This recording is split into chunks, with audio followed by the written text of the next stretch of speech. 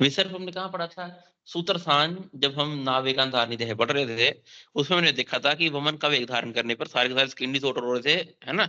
कुष्ठ, हलास, विसर्प, सर्दी, है ना, ये सब हो रहा था जब हमने वमन का वेग धारण करा था, है ना। तो ये सब व्याधियां हो रही थी जिसमें विसर्प भी आता था, कुष्ठ भी आता था, स्किन डिसऑर्डर भी थे।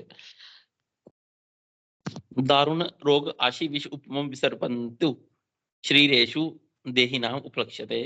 विसर्प कह रही है पुनर्वसवातरी, दारुण व्याधि है, रोग आशी विष उपमम, ठीक है, आशी विष के समान है। कौन? विसर्प के बारे में बता रहे हैं, याद रखो इतना सा। बाकी इसके बारे में प्रश्न पूछ रहे हैं, सभी का आंसर दिए जाएंगे, अब मिलते रहेंगे। विसर्प को विसर्प क्यों बोला जाता है? नंबर 11, भाई विसर्प कोल्ड एज विसर्प परिसर्पो अथवा नामना सर्वतो परिसर्पणात्, ठीक है। सारे शरीर में परिसर्पण करने के बाद बड़ी जल्दी सर्प की तरफ फैलता है, इसलिए इसको विसर्प कहा जाता है। विसर्प 7 प्रकार का, रोग संग्रह अध्याय में पढ़ के आए हम। सच सप्तविदो, दोषाय विज्ञ सप्तातुक पृथिक त्रेवी बीश्च एको विसर्प द्वंद्व स्त्रेज, ठीक है। सिंगल सिंगल दोष है वात पित्त कफ, फिर द्वंद्व जाएगा वात पित्त पित्त कफ कफ वात। नेक्स्ट वन इज सन्निपात अजय, ठीक है। लास्ट वन इज सन्निपात अजय, ये क्या आ गया हमारा? विसर्प। अब इन्हीं को ही नाम दिए गए हैं फर्दर, ठीक है। आग्नेय वात पित्ताभ्याम, यदि वात पित्त विसर्प हो उसको कहेंगे आग्नेय, ठीक है। ग्रंथि आख्य कफ वात कफ विसर्प को ग्रंथि विसर्प बोला जाता है। और यस्तु कदर्मको गोरस पित्त कफ संभव पित्त कफ विसर्प को कर्दमक विसर्प कहते हैं। देखो वात पित्त विसर्प, पित्त की उष्णता वायु जब मिलती है, ठीक है, तो उसको हम क्या बोल देंगे, ठीक है। वैसे दाह होती है, ये सब लक्षण मिलते हैं, इसका नाम आ गया क्या? आग्नेय विसर्प। वात कफ विसर्प, ठीक है, कहीं पे भी शरीर में ग्रंथि होती है उसमें वात कफ की ही प्रधानता होती है, यदि वात कफ विसर्प होगा उसको ग्रंथि विसर्प बोलेंगे। और जो बचा हमारे पास पित्त कफ विसर्प दोष है उसको बोलेंगे क्या? कर्दम विसर्प। विसर्प के 7 दूष्य देखिए कौन कौन से होंगे। रक्त लसिका त्वक मास दूष्य दोषा त्रयोमला विसर्पाणम समुत्पत्तो विज्ञ सप्त धातु। कौन कौन से है? रक्त, लसिका, त्वक, मांस और वात पित्त कफ, ठीक है। वात पित्त कफ ये क्या करते हैं? इन 4 की दृष्टि करने वाले होते हैं। कौन किस किस की? रक्त, लसिका, त्वक, मांस, ठीक है। तो विसर्प उत्पन्न होकर क्या करते हैं? विसर्पाणाम समुत्पत्तो विज्ञा सप्त धातुओं, ठीक है, 7 धातु को दूषित करने वाले होते हैं। सप्त धातु को है हमारा विसर्प के लिए, है ना, सप्त धातु विसर्प के लिए। सप्त को द्रव्य संग्रह पढ़ा था हमने, सप्त को द्रव्य संग्रह वो किसके लिए पढ़ा था? वो सप्त को द्रव्य संग्रह कृमि के लिए, है ना, द्रव्य संग्रह। और हमने क्या पढ़ा था? सप्त को बल, सप्त को बल वो कहाँ पढ़ा था हमने? राजक्षमा में, सप्त को बल राजक्षमा में। नेक्स्ट देखो, अब विसर्प का निदान। लवन अम्ल कटु उष्णा नाम रसा नाम अति सेवनात्। अब ये देखना जो भी विसर्प का हम निदान पढ़ेंगे वो सारा पित्त वर्धक और कफ वर्धक होगा, मतलब कि वो सारा निदान होगा जिसमें शरीर में पित्त दोष प्रकोपित होगा और कफ दोष प्रकोपित होगा। लवन अमल कटु उष्ण ना, लवन अमल उष्ण कटु इस रस का अति मात्रा में सेवन करने से दधि अमल मस्तु शुक्ता नाम सुरा सुएरे अस्य च व्यापन्न बहु मध्य उष्ण राग शाड़व सेवनात्। शाका नाम हरिता नाम च सेवनात् विदाही नाम कूर्चिका नाम किलाटा नाम सेवा नाम मंदकस्य च, मंदकस्य मतलब मंदक दधि का सेवन करने से। दधि नाम शाक पूर्वा नाम मुस्ता नाम च सेवनात् तिल माश कुल्था नाम तैलस्य पिष्टकस्य च ग्राम्य अनुपुदकान माता नाम लसुनस्य च। उसके नीचे देखिए इंपॉर्टेंट वन इज वृद्धा नाम च सेवनात्, वेरी इंपॉर्टेंट। वृद्धा नाम च सेवनात्, सारे निदान याद मतलब एक बार पढ़ना, लेकिन इसको याद रखना वृद्धा नाम च सेवनात्, ठीक है, मतलब विरुद्ध आहार का सेवन करना। स्पेसिफिकली विसर्प का निदान बोल रहे हैं। ऐसे जब हमने स्रोत तुष्टि पढ़ रहे थे, है ना, तो वृद्धा नाम से सेवनाथ मज्जा व स्रोत तुष्टि का लक्षण था। वृद्धा नाम से सेवनाथ मज्जा व स्रोत तुष्टि का लक्षण था। सॉरी, वृद्धा वृद्ध नाम से सेवनाथ मज्जा व स्रोत तुष्टि का निदान था, है ना। वृद्ध नाम से सेवनाथ मज्जा व स्रोत तुष्टि का निदान है और तोर विसर्प का निदान भी है। ये सारे हमने निदान पढ़े, सारे के सारे क्या कर रहे हैं? शरीर में पित्त और कफ को बढ़ाने वाले हैं, है ना, पित्त कफ वर्धक निदान है। अब हम विसर्प के लक्षण देखेंगे। नंबर 23। अब स्थान अनुसार विसर्प बता रहे हैं। बाह्य आश्रित, आश्रित, अंतस तथा च उभे संचिता। एक तो एक्सटर्नल, ठीक है, जो सिर्फ बाह्य बाह्य हो विसर्प वो साध्य होगा, ठीक है। अभ्यंतर विसर्प कृच साध्य होगा, और उभय विसर्प जो बाह्य और अभ्यंतर दोनों होगा, ठीक है, उसको असाध्य बोलते हैं। नीचे 24 में यही साध्यता असाध्यता बता रहे हैं। अब इसी की एक आप साध्यता साध्यता लिखिए डिटेल में, लिखो विसर्प की साध्यता असाध्यता। वातज पित्त का फल सिंगल दोष विसर्प साध्य रहेगा। वात पित्त कफ सिंगल दोष विसर्प साध्य। सन्निपातज विसर्प असाध्य, सन्निपातज विसर्प असाध्य। अग्नि और कर्दम विसर्प, ठीक है। आग्नेय मतलब वात पित्त विसर्प, ठीक है। कर्दम मतलब पित्त कफज विसर्प। आग्नेय और कर्दम विसर्प आदर पूर्वक चिकित्सा की जाए तो साध्य रहता है। आदर पूर्वक चिकित्सा करने से साध्य रहेगा, ठीक है। आदर पूर्वक चिकित्सा करने से साध्य रहेगा। ये लास्ट में श्लोक आएगा, अभी इसको लिख लो भी। फिर कह रहे हैं ग्रंथि विसर्प। ग्रंथि विसर्प में यदि कोई उपद्रव नहीं है, ठीक है, बिना उपद्रव के है तो साध्य रहेगा। यदि ग्रंथि विसर्प में उपद्रव आ जाए तो वो असाध्य रहता है। बिना उपद्रव के ग्रंथि विसर्प साध्य और उपद्रव युक्त असाध्य रहेगा।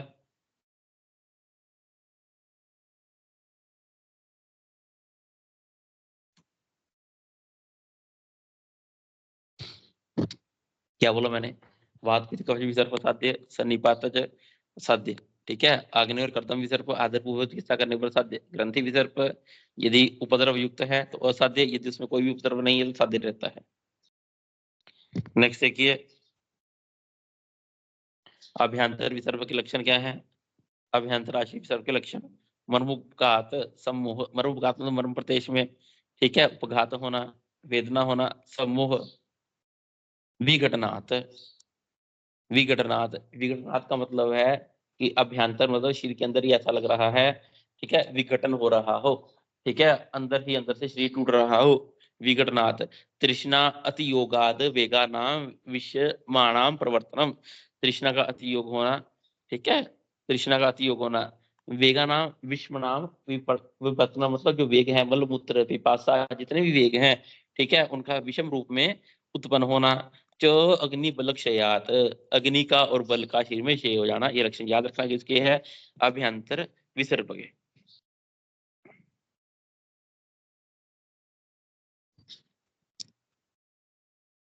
यस्य सर्वाणि लिंगानि बलवतस्य कारणम यस्य च उपद्रवा कष्टा मार्गा यस्य च हन्तीस। ठीक है, जिस विसर्प में अभ्यंतर मार्ग में आश्रित तथा बाह्य मार्ग में आश्रित विसर्प के रोगी में सभी लक्षण उपस्थित हों तथा विसर्प रोग के कारण, विसर्प रोगी की उत्पत्ति आदि के कारण अधिक बलवान हो, ठीक है, वो कह रहे हैं यस्य सर्वाणि लिंगानि, जिस रोगी में विसर्प के सारे लक्षण मिलते हों, बलवतस्य कारण, ठीक है, और विसर्प रोग बहुत बलवान हो, यस्य च उपद्रवा, जिसमें सारे के सारे उपद्रव भी हो रखे हों, कष्टता मर्मगो, मर्म प्रदेश में विसर्प हो रखा हो, यच्च हंतीस, वो वाला विसर्प रोग विसर्प के रोगी को मारने वाला होता है, ठीक है, मृत्यु देने वाला है वो।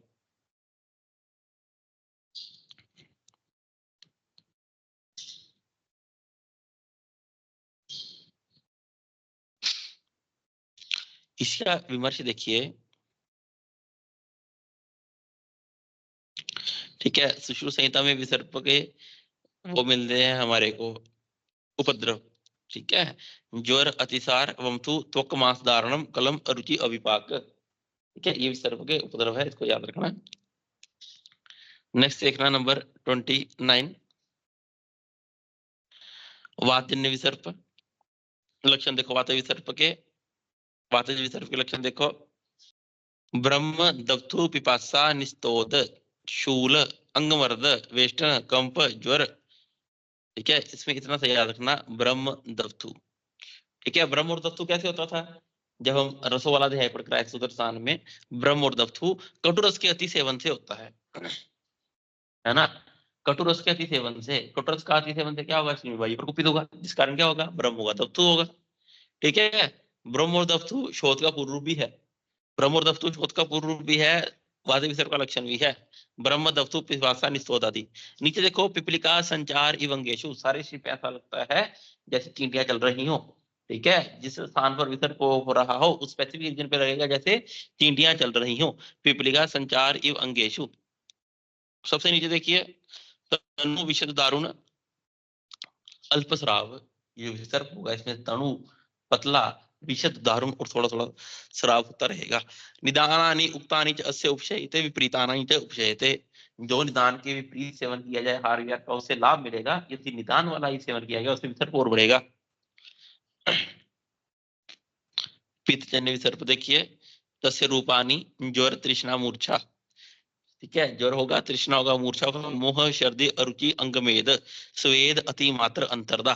स्वेदन होगा, अति मात्रा में शरीर के अंदर दाह होता है। प्रलाप शिरोरुक चक्षुषो आकुलत्वम स्वप्नम अर्ति ब्रह्म। ये सब किसके लक्षण है? इस अर्पित वाले लक्षण है। हरित हरिद्र नेत्र मूत्र वचसत्व, मल मूत्र का वर्ण, शरीर के नेत्रों का वर्ण, हरित वर्ण या हरिद्र वर्ण हो जाना। ठीक है, हरिद्र हरिद्र रूप दर्शन, रोगी जो चीजें देखता है वो भी उसको हरित या हरिद्र वर्ण की ही दिखाई देती हैं। यस्मिन च अवकाशो विसर्प अनुसर्पन्ति। उसके नीचे देखो सो उत्सेद अति मात्रम। ठीक है, विसर्प पित्त विसर्प का लक्षण है कि इसमें उत्सेद बड़ी स्पीड से बहुत जल्दी होता है। दाह संवेदन परिते, दाह होता है, वेदनवत पीड़ा होगी। डेफिनेटली दाह पित्त में ही होगा। देखो जितने भी लक्षण बता रहा हूँ सारे लक्षण देख के हमारे को समझ आ जाता है वात का है, पित्त का है, कफ का है ना। उसके साथ देखिए तुल्य वर्ण शराब चिरपाक। ठीक है, तुल्य वर्ण शराब का क्या मतलब है? तुल्य वर्ण शराब जो बॉडी का कलर है, नेचुरल कलर है। ठीक है, सिमिलर वैसा ही शराब होता है। अचिरपाक बड़ी जल्दी वहां पे पाक होता है, किसमें? पित्त विसर्प में।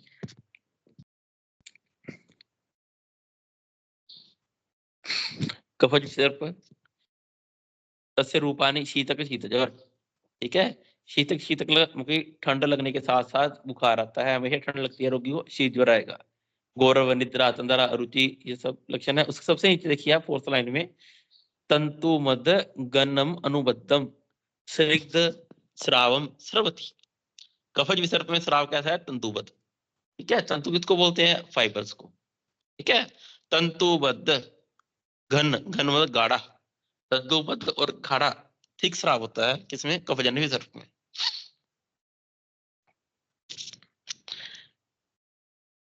नेक्स्ट देखो आप वात पित्त विसर्प। वात पित्त विसर्प को क्या कहते हैं? अग्नि विसर्प भी बोलते हैं। इसमें देखना सारे अग्नि वाले लक्षण आएंगे। रिधि सर्व शरीर अंगार इव कीर्याणा, सर्व शरीर अंगार इव कीर्यामानम मन्यते। ऐसा लगता है सारे शरीर में कोई अंगारे डाल रहा हो। ठीक है, सारे शरीर में अंगारे डाल रहा हो। फिर कह रहे हैं सर्दी अतिसार मूर्छा दाह मोह तमक अरुचि अस्थि संधि वेद। अस्थि संधि में वेदनवत पीड़ा, नॉट सो इंपोर्टेंट। इसके नीचे देखो आप सो अवकाश शांत अंगार प्रकाशो अतिरक्तो वा भवति। तो अवकाश शांत अंगार, वो कह रहे हैं कि यहाँ पर ऐसा लगता है सर्व शरीर में अंगार अवकीर्यमानः मन्यते। ठीक है, वो वाला रीजन कैसा लगता है? वो वाला रीजन अंगार के समान, अंगार प्रकाशो। अंगार किसको बोलते हैं? जो अग्नि के अंगारे होते हैं, उसके समान रेडनेस हुआ होता है वो।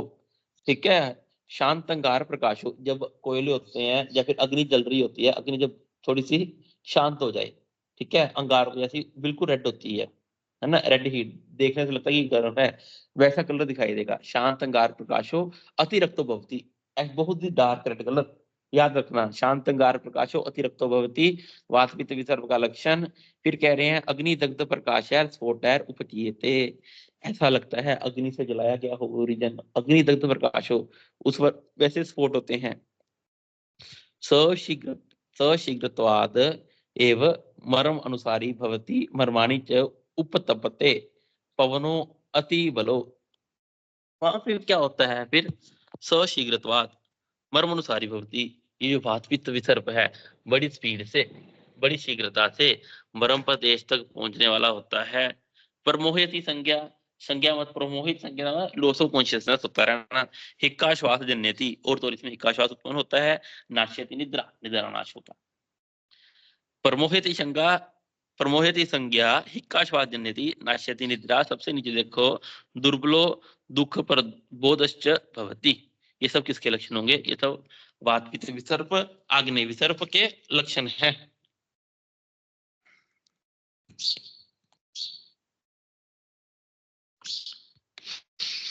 उसके बाद क्या कहते जा रहे हैं हमारे को? पित्त कफ विसर्प। ठीक है, पित्त कफ विसर्प। पित्त कफ में क्या होगा? पित्त वाले और कफ वाले लक्षण आएंगे। पित्त के कारण से उष्ण आएगी, कफ के कारण से शीत आएगी, और उष्णता और शीतता दोनों मिलेगी इसके लक्षणों में। देखो, शीत ज्वर शीत गुरुत्वम दाह। ठीक है, दाह ड्यू टू कफ, शीत ज्वर शीत गुरुत्वम ड्यू टू कफ। शीत ज्वर शीत गुरुत्वम ड्यू टू कफ दोष, दाह ड्यू टू पित्त दोष। स्थैमित्य अंगवसाधनम। स्थैमित्य, ऐसा लगता है सारे को गीले कपड़े से ढक दिया हो। नीचे देखो आप फोर्थ लाइन में, मिर्च का भाव। मिर्च का भाव वेरी इंपॉर्टेंट। बॉडी का कलर कैसा हो जाता है? मिर्च के समान, मिर्च का भाव। वात पित्त विसर्प में कलर कैसा होता था? शांत अंगार एवं अति रक्त वर्ण। ठीक है, जैसे अंगार शांत हो रहे हो, बहुत लाल वर्ण का, यहाँ पे कलर हो रहा है मिर्च का भाव। सबसे नीचे देखिए, सिराह स्नायु संदंशी गुणपगंधी। ठीक है, बड़ी गंदी स्मेल आती है इसमें से। समृति संज्ञाहंता, समृति में स्मरण शक्ति। ठीक है, रिकॉग्नाइजेशन पावर, और समृति और संज्ञा। संज्ञा मतलब, ठीक है, जो कॉन्शियसनेस है, समृति संज्ञा का नाश करने वाला होता है। ये कौन? कर्दम विसर्प, पित्त कफ विसर्प। नेक्स्ट देखो, वात कफ विसर्प। वात कफ विसर्प किसको बोलते हैं? ग्रंथि विसर्प को बोलते हैं। इसमें क्या होगा?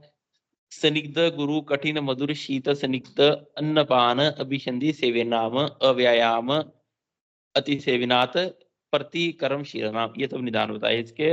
इसमें होता क्या है? ये सब निदानों का सेवन करने से शरीर में वात और कफ प्रकोपित होंगे। वात का प्रकोपित करके क्या कर रहे हैं?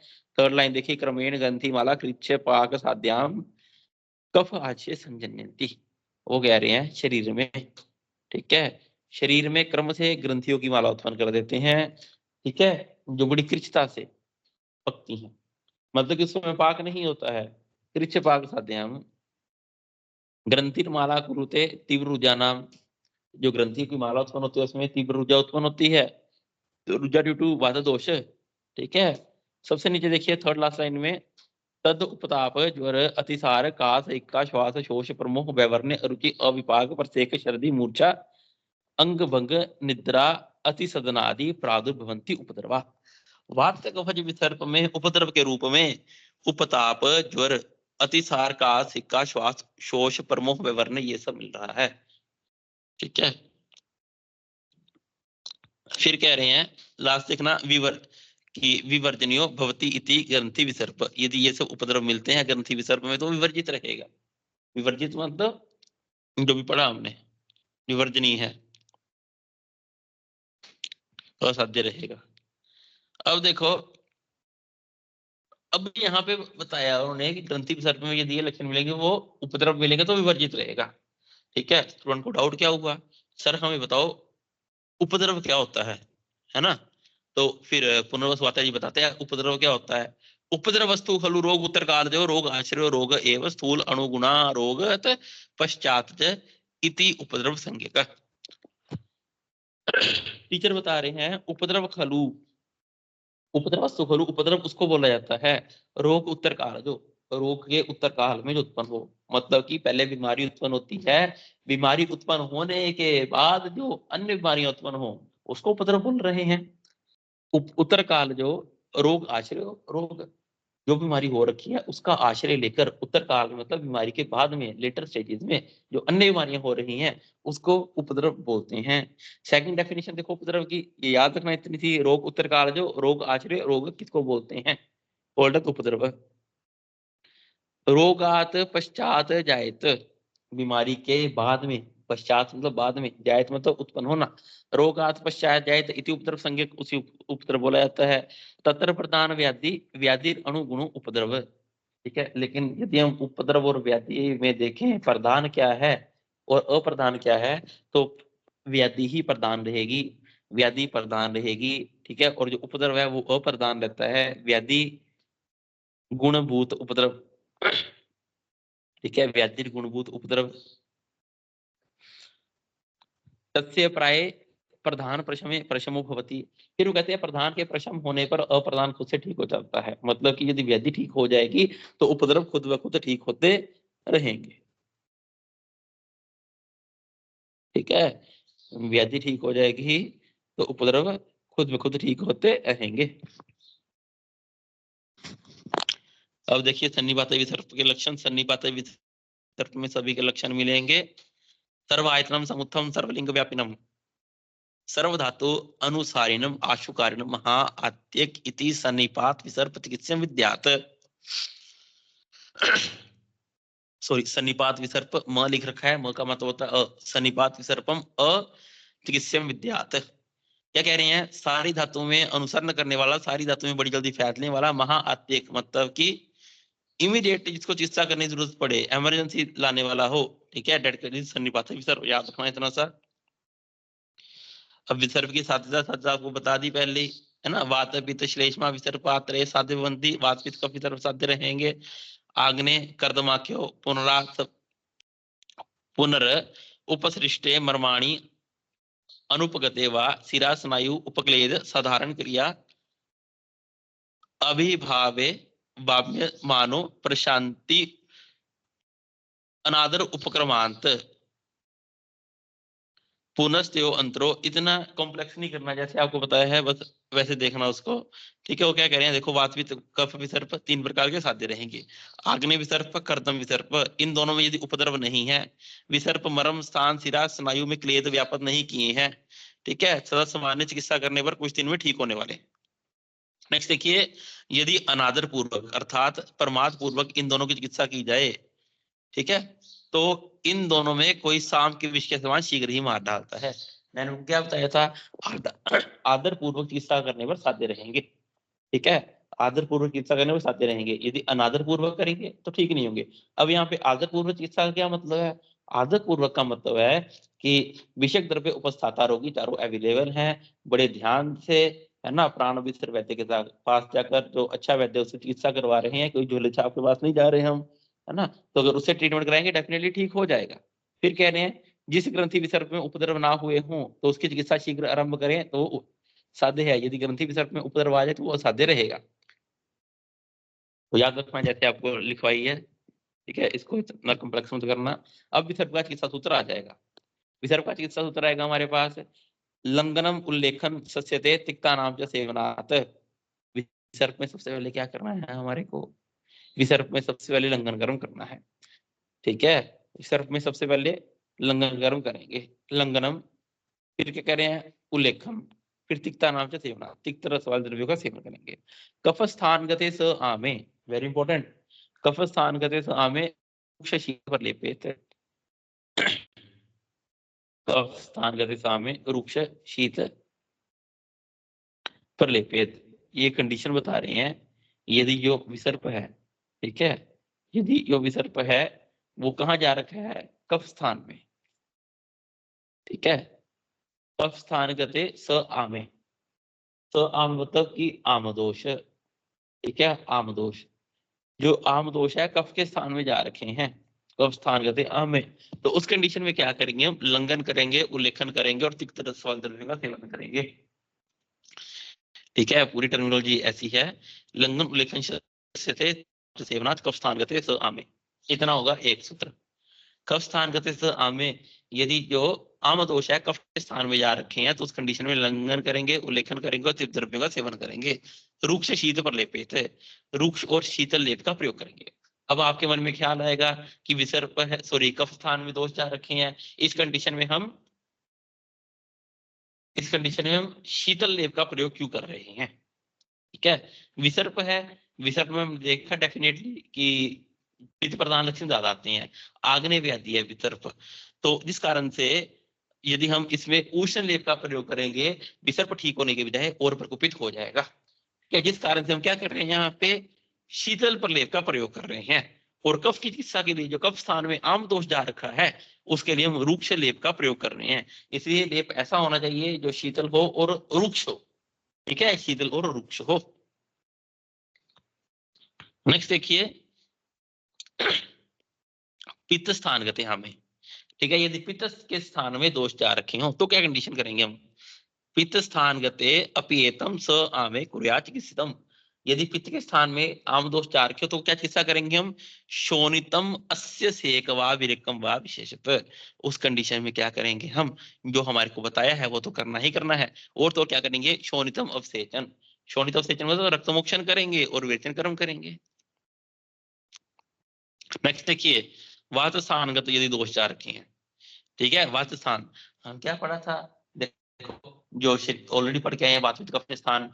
और मोटा मोटा क्या याद रखते हैं हम कि नाभि के नीचे कफ वायु का स्थान रहता है, नाभि प्रदेश में पित्त का स्थान, और नाभि के ऊपर उर प्रदेश में कफ का स्थान रहता है। तो क्या कह रहे हैं? मारुत आश्य संभूते अप्यादितम। यदि वायु के स्थान में, ठीक है, आम दोष जा रखे हैं उस कंडीशन में क्या करेंगे हम? स्याद विरूक्षण। ठीक है, उस कंडीशन में क्या करेंगे हम? विरूक्षण कर्म करेंगे। उस कंडीशन में रुक्षण कर्म करेंगे। अब इसी के साथ ही एक बात और याद रखना, रक्त पित्त रक्त पित्त व अन्य अपियादो। रक्त पित्त व अन्य उपायादों का क्या मतलब है? यदि इसी के साथ साथ, ठीक है, रक्त या पित्त का भी अनुबंध हो, कोई भी विसर्प हो, आइदर वात या आइदर पित्त या आइदर कफ, कोई भी विसर्प हो, यदि उसके साथ साथ रक्त दोष या पित्त दोष का भी अनुबंध हो, तो क्या कह रहे हैं? आदो स्नेहनम ना हितम मतम। तो स्टार्टिंग में, ठीक है, आदो मतलब आदि में, शुरुआत में कभी भी स्नेहन कर्म नहीं करना। फिर से देख लो, चिकित्सा सूत्र क्या है इसका, इंपॉर्टेंट है विसर्प का, बहुत बार एग्जामिनर पूछता है। कह रहे हैं यदि कफ के स्थान में आम दोष जा रखे हैं तो क्या करेंगे? लंघन, उल्लेखन और तिक्ता नाम से सेवना, तिक्त रस का प्रयोग करेंगे। और लेप कौन सा होना चाहिए हमारा? शीत और रुक्ष। फिर कह रहे हैं यदि पित्त के स्थान में दोष जा रखे हैं, जो पढ़ के आए वो तो करेंगे ही करेंगे, लंघन, उल्लेखन, और तो क्या करेंगे? शोणित अपसेचन और विरेचन कर्म। यदि वायु के स्थान में दोष जा रखे हैं, यदि वायु के स्थान में आम दोष जा रखे हैं तो उस कंडीशन में क्या करेंगे हम? विरूक्षण। ठीक है, वायु के स्थान में दोष जा रखे हैं उस कंडीशन में सबसे पहले हम क्या करेंगे? रुक्षण कर्म करेंगे। नेक्स्ट कह रहे हैं यदि विसर्प में रक्त और पित्त का अनुबंध रहा, यदि विसर्प रोग में रक्त या पित्त का अनुबंध हो, आदो स्नेहनम चाहितम मतम। कभी भी स्टार्टिंग में स्नेहन कर्म नहीं करना। देखो, चाहे पित्त विसर्प के लक्षण पढ़े हमने, चाहे वात के पढ़े, चाहे कफ के पढ़े, किसी में भी स्टार्टिंग में स्नेहन नहीं कर रहे हम चिकित्सा में।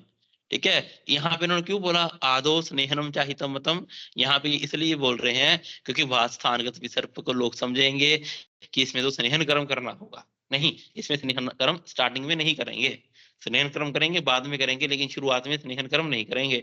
वैसे ही दोष आम अवस्था में है, वहां पे हम स्नेहन कर्म करेंगे, दोष और अधिक अभिषिक्त हो जाएंगे। ठीक है ना, तो वो स्रोतों में कंप्लीट ऑब्स्ट्रक्शन कर देंगे, जिस कारण से स्नेहन निषेध है। नेक्स्ट देखिए क्या कह रहे हैं, वात उल्बणे तिक्त कृते पैतिके च प्रशस्यते लघु दोषे महादोषे पैतिके स्याद विरेचने। नेक्स्ट कह रहे हैं वात प्रधान विसर्प में, ठीक है, वात उल्बणे मतलब यदि विसर्प में वायु की प्रधानता है, तिक्त कृत्य, तो तिक्त कृत्य का प्रयोग करेंगे। फिर पैतिकी च प्रशस्यते लघु दोषे। ठीक है, यदि पित्त विसर्प है, लघु दोषे, दोष अल्प मात्रा में बढ़े हैं। ठीक है, फिर कह रहे हैं महादोषे पैतिके स्याद विरेचनम। यदि बहुत अधिक दोष है और पित्त विसर्प है उसमें विरेचन कर्म करेंगे। वात प्रधान विसर्प है या फिर पित्त विसर्प हो जिसमें दोष बहुत अल्प मात्रा में प्रकोपित हो रहे हो, उसमें क्या करेंगे? उसमें तिक्त रस से सिद्ध किए गए घृत का प्रयोग करेंगे। लेकिन यदि पित्त विसर्प है और दोष बहुत अधिक है उसमें विरेचन करेंगे। ये कब करना है? जो हमने पहले कर दिया काम। ठीक है, स्टार्टिंग में नहीं किया। स्टार्टिंग में हमने क्या किया? लंघन किया, तिक्त रस के द्रव्य का सेवन किया, उल्लेखन कर्म किया, रक्त अवसेचन किया, शीतल प्रदेय का प्रयोग किया, वायुगत विसर्प में क्या करा हमने? विरोक्षण कर्म किया। उसके बाद ये करना है, स्टार्टिंग में नहीं करेंगे। फिर देखो एक और चीज बता रहे हैं, वेरी कॉमन क्वेश्चन, नागृतम बहुदोषाय देयम यत् न विरेच्येत। नागृतम बहुदोषाय देयम यत् न विरेच्येत। विसर्प रोग में यदि दोष अधिक मात्रा में है, हम घृत का प्रयोग कर रहे हैं, तो ऐसे घृत का कभी भी प्रयोग नहीं करना जो विरेचन कर्म ना करता हो। क्या मतलब है इसका कि विसर्प में जो भी घृत का प्रयोग करना है वो सारे के सारे विरेचक घृत होने चाहिए, मतलब कि विरेचन कर्म करने वाली औषधियों से सिद्ध किए गए होने चाहिए हमारे घृत। नागृतम बहुदोषाय देयम यत ना विरेचेत, ऐसे किसी घृत का प्रयोग नहीं करना जो विरेचन कर्म ना करवाता हो।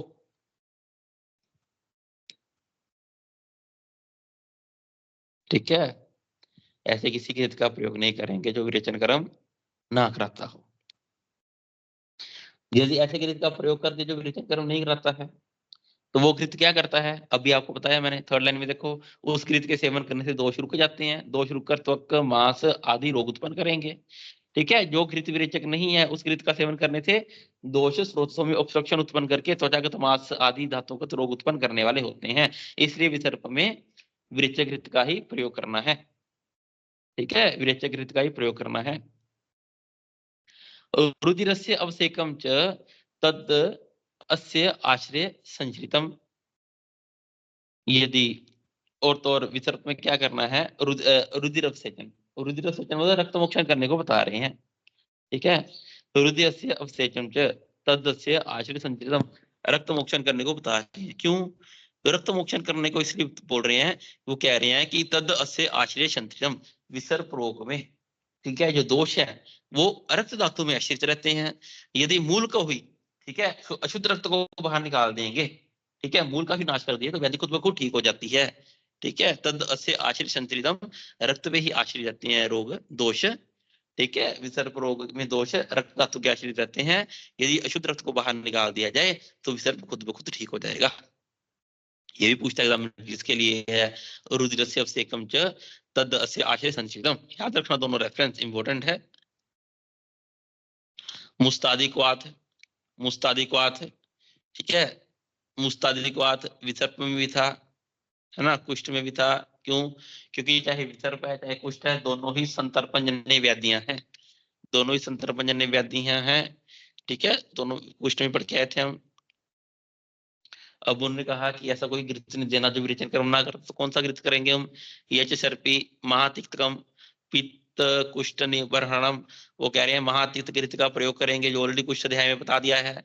त्रयमान सिद्ध गुल्म के त्रयमान घृत का प्रयोग करना है जो गुल्म चिकित्सा में बता दिया है। मैं बार बार कहता हूँ जो योग है हमारे पास चिकित्सा स्थान में वो 19 चैप्टर तक ही रहेंगे, बाकी बाद में रिपीट होते रह रहे हैं बार बार। नेक्स्ट देखिए, शाखागत विसर्प में क्या करेंगे, शाखागत विसर्प में रक्त मोक्षण करना है। ठीक है, यदि विसर्प शाखाओं में दूषित हो जाए तो सर्वप्रथम रक्त सेचन करना चाहिए। शाखा दुष्टेतु रुधिरे रक्तम एव आदितो हरेत, आदितो मतलब स्टार्टिंग में शुरुआत में रक्त मोक्षण करना है। ठीक है, यदि वातज विसर्प है पित्त विसर्प है कफज विसर्प है, वातज विसर्प में श्रृंग के द्वारा रक्त मोक्षण करेंगे, पित्त में जलोका के द्वारा करेंगे और कफज विसर्प में अलाबों के द्वारा रक्त मोक्षण करेंगे, है ना। गोवा जाने का सबका सपना होता है, अच्छे से पढ़ो, है ना। गोवा में भी पीजी आ गई है, वहां जाके पीजी करना, नेशनल इंस्टीट्यूट है। आगे देखो कुछ लेप प्रदेह आ रहे हैं हमारे पास, just read this, no need to remember. उधमपुर आदि प्रदेह, निगरोध आदि लेप, काली आदि प्रलेप, शाद बलादि प्रदेह, सारीवादी प्रलेप, नलादि प्रलेप, यावक प्रदेह, बलादि आलेप, no need to learn.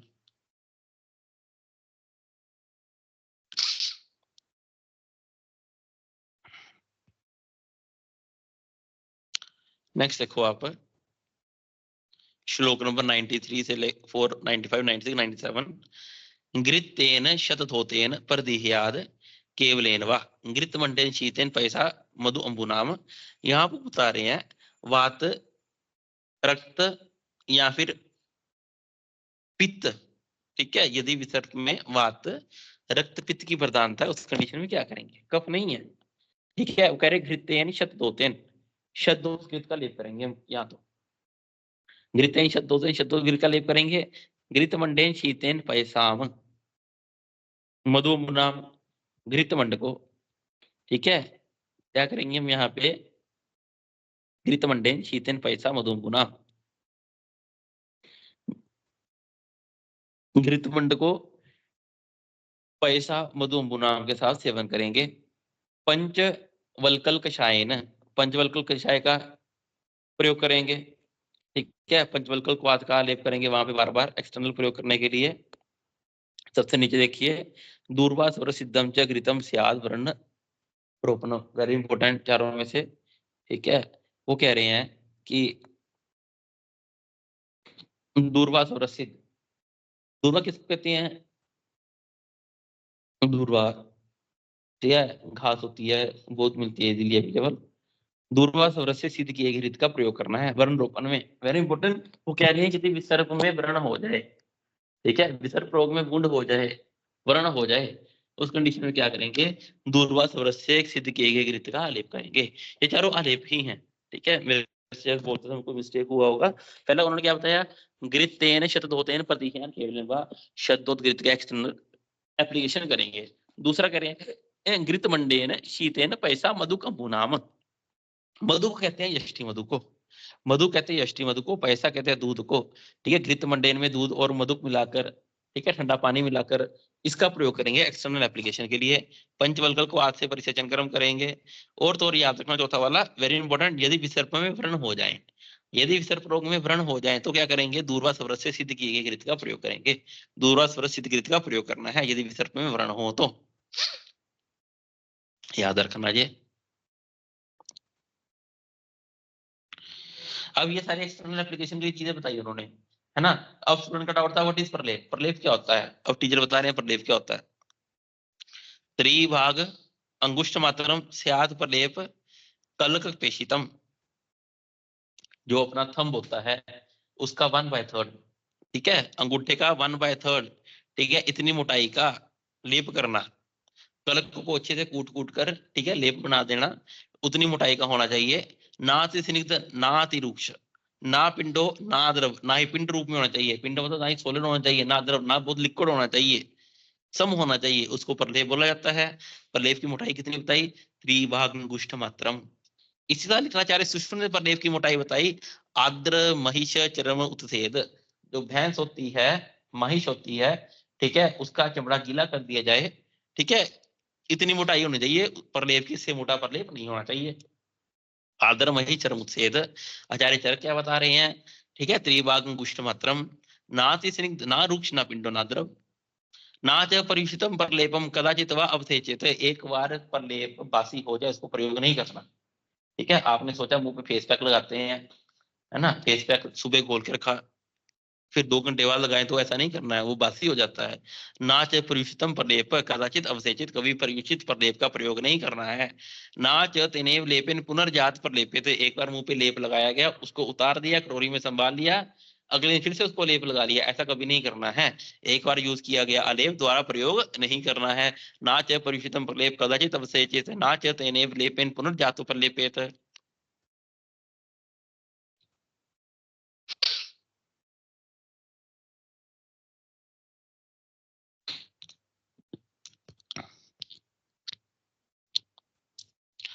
Number 115 देखिए, विसर्ग में अपथ्य क्या रहेगा? विदाहीन पानानि विरुद्धम दिवा स्वप्नम, विदाही आहार दिन में सोना, ठीक है, विरुद्धाहार क्रोध व्यायाम सूर्य अग्नि संताप प्रवात विवर्ज्य, ये सब कॉन्ट्राइंडिकेटेड है, आसान है। अब फिर से विसर्ग का चिकित्सक सूत्र बता रहे हैं शॉर्टकट में, ठीक है।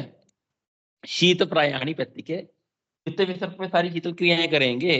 रुक्ष प्रायाणी कफज, कफज विसर्ग में रुक्षण कर्म करना है। स्नेहिकानी अनिलात्मके, और वाचक विसर्ग में स्नेहन कर्म करेंगे। वात पित्त प्रशमनानी आग्नि विसर्पण हितम, आग्नि विसर्ग में वात पित्त शामक चिकित्सा करेंगे, क्योंकि आग्नि विसर्ग में वात पित्त दोष रहते हैं। कफ पित्त प्रशमनानी प्राय कर्दम संगीत है, कर्दम विसर्ग में कफ पित्त नाशक चिकित्सा करेंगे, क्योंकि कर्दम विसर्ग में कफ पित्त की प्रधानता रहती है। उसके बाद देखो ग्रंथि विसर्ग का चिकित्सा, ग्रंथि विसर्ग में क्या करेंगे हम? रूक्षण लंघन सेक प्रदेह पंचवल्कले, रूक्षण कर्म करेंगे, लंघन कर्म करना है, सेक प्रदेह किसके द्वारा? पंचवल्कल के द्वारा, ठीक है, परिषेक और प्रदेह पंचवल्कल के द्वारा करना है। सिरा मोक्ष, सिरा मोक्षण करेंगे किसके द्वारा? जिलोक को, जिलोका के द्वारा सिरा मोक्षण करना है, स्पेशली जिलोका के द्वारा, याद रखना ग्रंथि विसर्ग में सिरा मोक्षण जिलोका के द्वारा। पुस्तक वमनैर सविरेचन, वमन रेचन करेंगे गीतैर कषाय तिक्त के, ठीक है, कषाय और तिक्त रस वाले द्रव्यों से सिद्ध किए गए घृत का प्रयोग करेंगे, वेरी इजी। नेक्स्ट देखिए श्लोक नंबर 120। ऊर्ध्वम च अधः च शुद्धाय रक्ते च अपव्यथेजते। वो कह रहे हैं ऊर्ध्व शुद्धि और अधः शुद्धि मतलब वमन और विचन करवा दिया गया। ठीक है, अशुद्ध रक्त को निकाल दिया, मतलब रक्त मोक्षण भी कर दिया। वात श्लेष्मम हरम करम ग्रंथि विसर्पण हितम। इसके बाद सारे वात को फनाशित कर्म करने चाहिए ग्रंथि विसर्प में। नेक्स्ट देखिए लेप बला आदि लेप, दंती आदि लेप। बार बार दंती आदि लेप बोलता रहता हूं मैं। दंती आस परमे में पढ़ा हमने, दंती अरिष्ट अर्श में, दंती घृत पांडु में, दंती आदि लेप विसर्प में, दंती घृत की कफज गुलम में। वाई दंती आदि लेप, क्योंकि दंती आदि लेप होता है वो दंती बड़ी तीक्ष्ण होती है। ठीक है, विसर्प को नाश करने का काम करती है।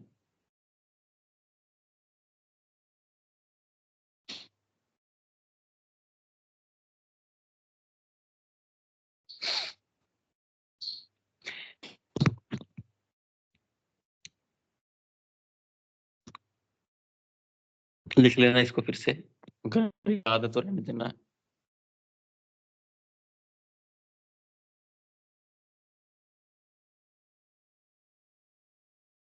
ये जो दंती आदि लेप है ना, इसके लिए एक बात बताते हैं कि दंती आदि लेप जो होता है कि इस लेप को यदि पत्थर के ऊपर लगा दिया जाए ना, दंती आदि लेप को इतना तीक्ष्ण होता है, इस लेप को यदि किसी पत्थर के ऊपर लगा दिया जाए वो पत्थर टूट जाता है। ठीक है, दंती आदि लेप को पत्थर के ऊपर लगाने पर पत्थर तक टूट जाता है। देखो क्या कह रहे हैं, दंती चित्रक मूल त्वक सुधा अर्क पैसी गुण भलातक अस्थि काशीस लेपो। इन सब तरफ में कूट कूट कर लेप बना लिया हमने। और ये जो लेप हमने क्या किया, अगर देखो क्या कह रहे हैं, भिन्नाद शिला अपी। शिला किसको कहते हैं, पत्थर को। शिला कहते हैं पत्थर को, भिन्न मतलब भेदन, भेदन मतलब तोड़ना। ठीक है, अब ये इसको यदि शिला के ऊपर लगा दिया जाए, शिला को तोड़ देती है ये। कौन, दंतिया लेप। वही मार्ग स्थितम ग्रंथि किम पुनः कफ संभवम। यदि इसको पत्थर के ऊपर लगाने से पत्थर तक तोड़ देती है, तो फिर ये ग्रंथि, फिर ये कह रहे दंत्याय लेप यदि ग्रंथि विसर्प में प्रयोग किया जाए, ग्रंथि को तो डेफिनेटली तोड़ के ग्रंथि को तो ठीक कर ही देगा। ठीक है, इसके लिए इंटरेस्टिंग चीज बात यह है कि दंत्याय लेप को ये पत्थर पे लगाया जाए तो पत्थर तक तोड़ देता है। तो वात कफ विसर्प में जो ग्रंथि हो रखी है वो क्या ही बात है, उसको भी तोड़ देगा ये। नेक्स्ट देखिए मूलक आदि लेप 132 देखिए, विसर्प रोग में अग्निकर्म के बारे में बता रहे हैं। ठीक है, कह रहे हैं आभि क्रिया भी सिद्धा भी विविधा बलि स्थिरा। जितनी भी क्रियाएं बताई, जो भी चिकित्सा बताई, ग्रंथि विसर्पी करने के बावजूद भी रोगी ठीक नहीं हो रहा। ठीक है, और रोगी के जो बलवान है, रोगी में ताकत है, बलवान है, तो क्या कह रहे हैं, ग्रंथि पशान कठिन हो, और तो और जो ग्रंथि है पत्थर के समान बड़ी हार्ड है। सभी क्रियाएं कर ली और ग्रंथि विसर्प ठीक नहीं हो रहा। रोगी बलवान है, स्थिर है, और उसकी ग्रंथि पत्थर के समान हार्ड है, कठिन कशान। तो उसमें क्या करेंगे हम, अथायस्य दाह शनेन शर हेम अनथवाहित। उस कंडीशन में दाह कर्म करेंगे। दाह मतलब उस कंडीशन में अग्निकर्म करना है। ठीक है, उस कंडीशन में अग्निकर्म करेंगे। ठीक है, दाह कर्म करेंगे। किसके द्वारा दाह कर्म करेंगे, अथायस्य दाह शारेन, इधर शार के द्वारा करेंगे, शार के द्वारा शार कर्म करेंगे। ठीक है, शर हेम अथावाहित, या फिर शर, शर किसको बोलते हैं, लोहे का बाण होता है जो, क्या शर कहते हैं बाण को, हेम कहते हैं स्वर्ण को। हेम कहते हैं स्वर्ण को, इधर शर के द्वारा या स्वर्ण के द्वारा अग्निकर्म करेंगे। इसमें ग्रंथि विसर्प में। अब ग्रंथि विसर्प में शल्यकर्म करने को भी बोल रहे हैं। ठीक है, सर्जरी भी इंडिकेटेड है ग्रंथि विसर्प में। पाका भी पाचित्वा वा पाटित्वा समुद्रेत। वो कह रहे हैं इन सब चिकित्सा करने के बावजूद ग्रंथि विसर्प ठीक नहीं हो रहा, तो क्या करना चाहिए, पाका भी पाचित्वा, ग्रंथि विसर्प को पकाने की कोशिश करनी चाहिए। ठीक है, पाका भी पाचित्वा पाटित, फिर पाटन कर्म कर दो। ठीक है, पहले उसको अच्छे से पका दो, पकाने के बाद क्या करना है, वहां पे इंसिजन देंगे हम। ठीक है, बाद में पाटन कर्म करेंगे। ठीक है, पाटन कर्म कर देंगे। शल्यकर्म भी करना है। कौन सी विसर्प में शल्यकर्म इंडिकेटेड है, ग्रंथि विसर्प में, याद रखना।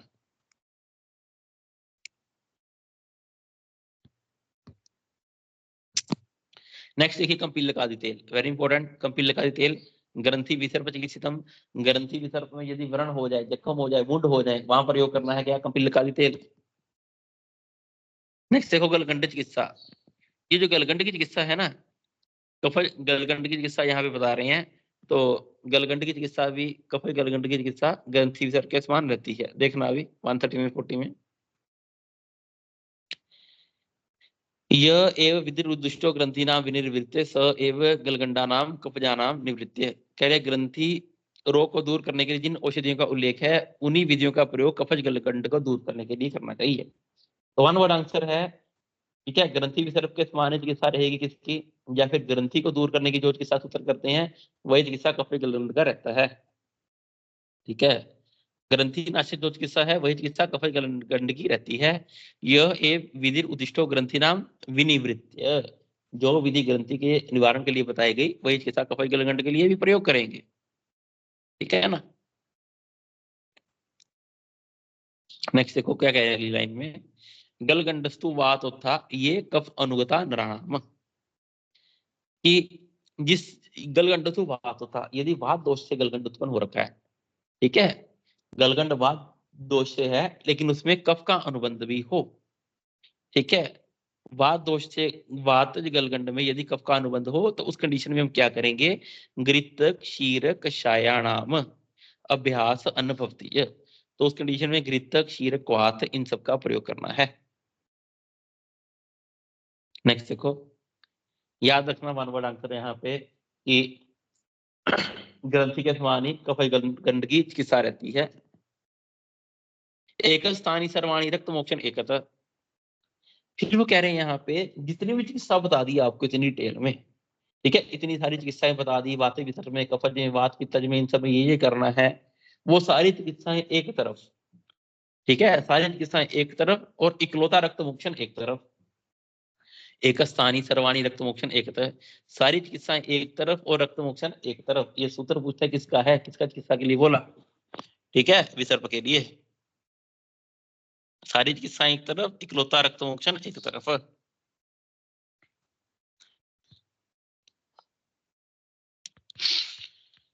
विसर्पो ना ही संसृष्टो रक्त पित्तेन जायते तस्मात् संधारणम सर्वम उत्तम चिकित्सितम। वो कह रहे हैं कोई भी विसर्प बिना रक्त और बिना पित्त की दृष्टि के उत्पन्न नहीं होता है, कोई भी विसर्प बिना रक्त और बिना पित्त की दृष्टि से उत्पन्न नहीं होगा। इति अग्निवेश तंत्रे चरक प्रति संस्कृत